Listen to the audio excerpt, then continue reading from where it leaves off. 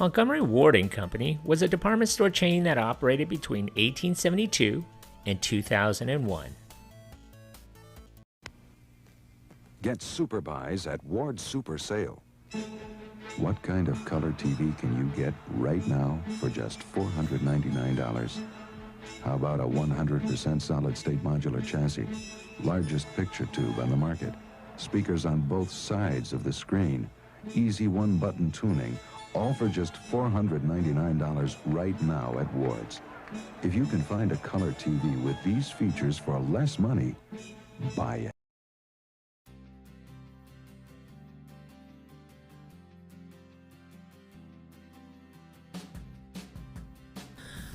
Montgomery Ward was founded by Aaron Montgomery Ward in 1872.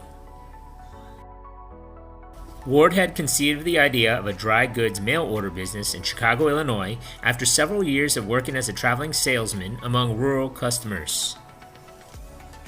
He observed that rural customers often wanted city goods, but their only access to them was through rural retailers who had little competition and did not offer any guarantee of quality.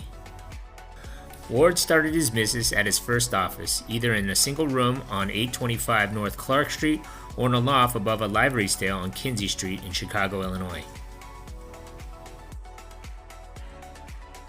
He and his two partners raised $1,600 and issued their first catalog in August 1872, which consisted of an 8x12 single-sheet price list listing 163 items for sale. His two partners left the following year, but he continued the struggling business and was joined by his future brother-in-law, George Robinson Thorne.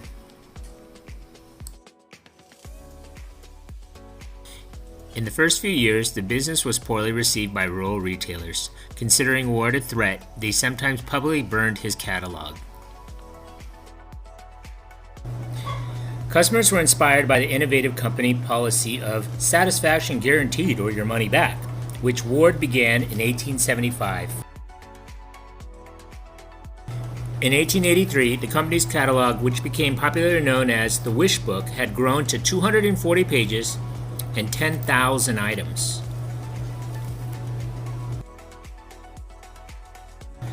In 1896, Ward's encountered its first serious competition in the mail order business when Richard Warren Sears introduced his first general catalog. By 1904, Ward's had expanded so much that it mailed over 3 million catalogs, weighing 4 pounds each to customers. In 1908, the company opened a 1.2 million square foot building north of downtown Chicago. The building, known as the Montgomery Ward Catalog House, served as the company headquarters until 1974. Aaron Montgomery Ward died in 1913 after 41 years of running the catalog business. The company president, William C. Thorne, the co-founder's eldest son, died in 1917 and was succeeded by Robert J. Thorne, who retired in 1920. Around the 1920s, Ward began opening up retail stores to exhibit catalog merchandise, following the lead of the Sears, Roebuck and Company.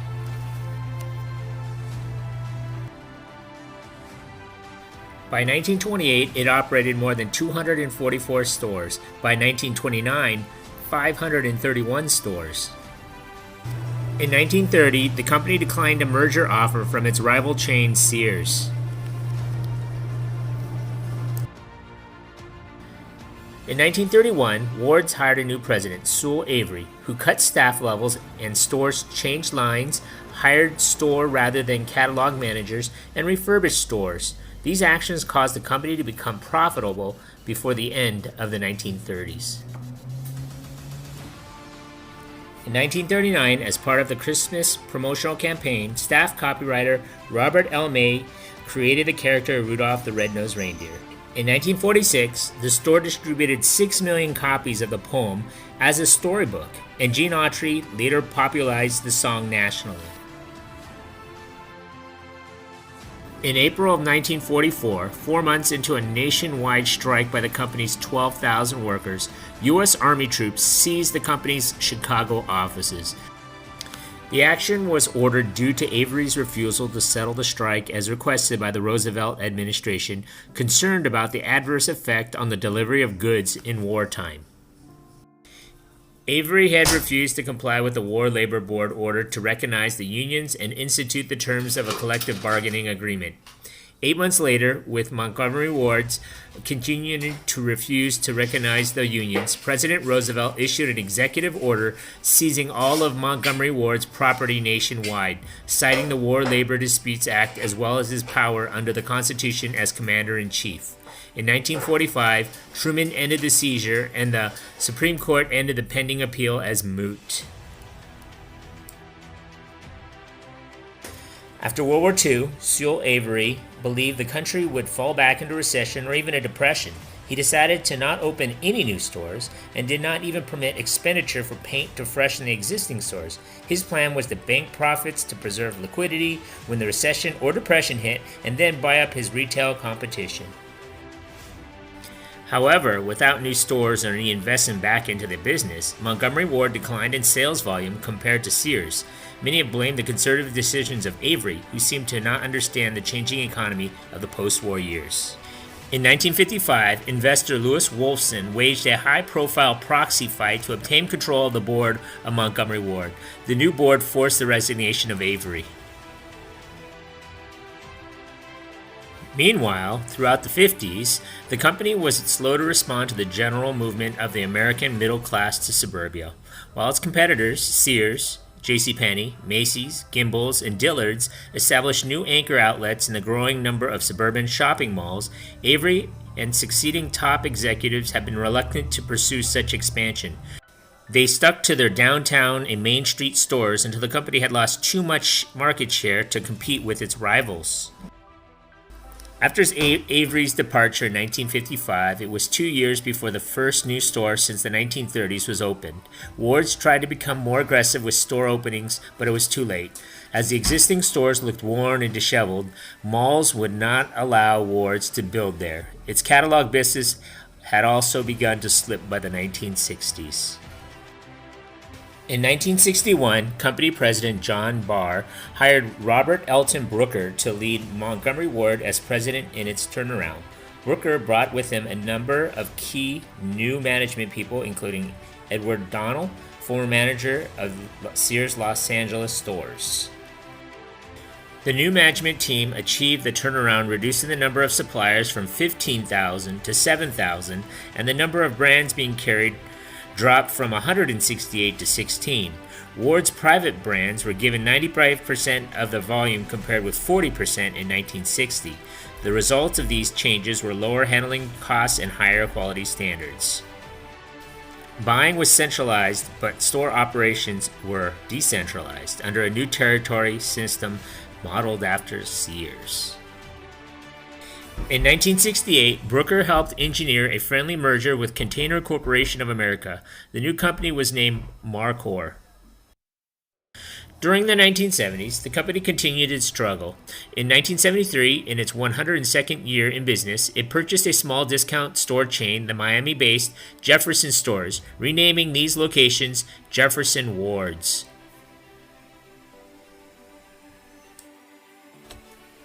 Mobil, flush with cash from its recent rise in oil prices, acquired Montgomery Ward in 1976. By 1980, Mobil realized that the Montgomery Ward stores were doing poorly in comparison to the Jefferson stores and decided that high-quality discount units along the lines of Dayton Hudson's company's Target stores would be the retailer's future. Within 18 months, management quintupled the size of the operation, now called Jefferson Ward, to more than 40 units and planned to convert one-third of Montgomery Ward's existing stores to the Jefferson Ward model. The burden of servicing the new stores fell to the tiny Jefferson staff, who were overwhelmed by the increased store count, had no experience in dealing with some of the product lines they now carried, and were unfamiliar with buying from northern markets. Almost immediately, Jefferson had turned from a small moneymaker into a large drain on profits. The company sold the chain's 18-store northern division to Bradley's, a division of Stop & Shop, in 1985. The remaining stores closed.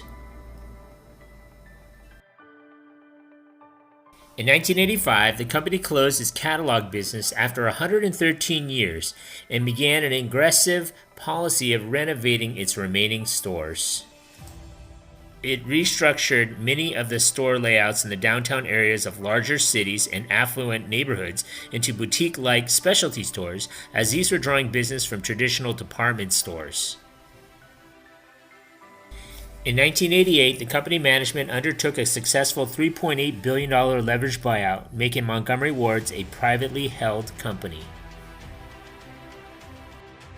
In 1987, the company began a push into consumer electronics, opening standalone Electric Avenue stores. Montgomery Ward's greatly expanded its electronics presence by shifting from a predominantly private label mix to an assortment dominated by major brands such as Sony, Toshiba, Hitachi, Panasonic, JVC, and others. In 1994, revenues increased 94%, largely due to Montgomery Ward's tremendously successful direct marketing arms. For a short period, the company re-entered the mail order business via a licensing agreement with Fingerhut. In 1994, Ward's acquired the now-defunct New England retail chain Lechmere. By the 1990s, even its rivals began to lose ground to low-priced competition from the likes of Target and Walmart, which eroded even more of Montgomery Ward's traditional customer base. In 1997, it filed for Chapter 11 bankruptcy, emerging from protection in August of 1999 as a wholly owned subsidiary of GE Capital, which was by then its largest shareholder.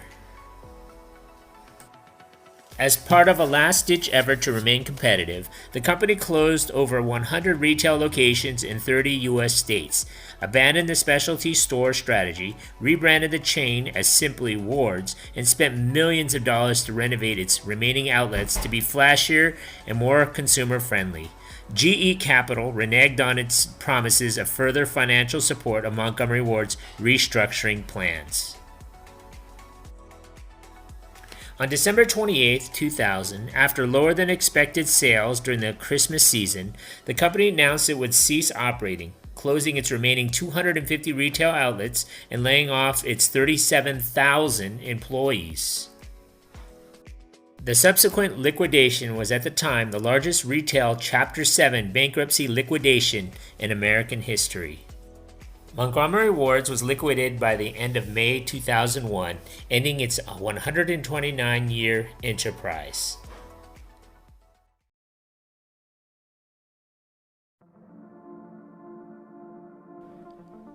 Thank you for watching. If you like this content, and if you haven't already, hit that subscribe button. Thanks.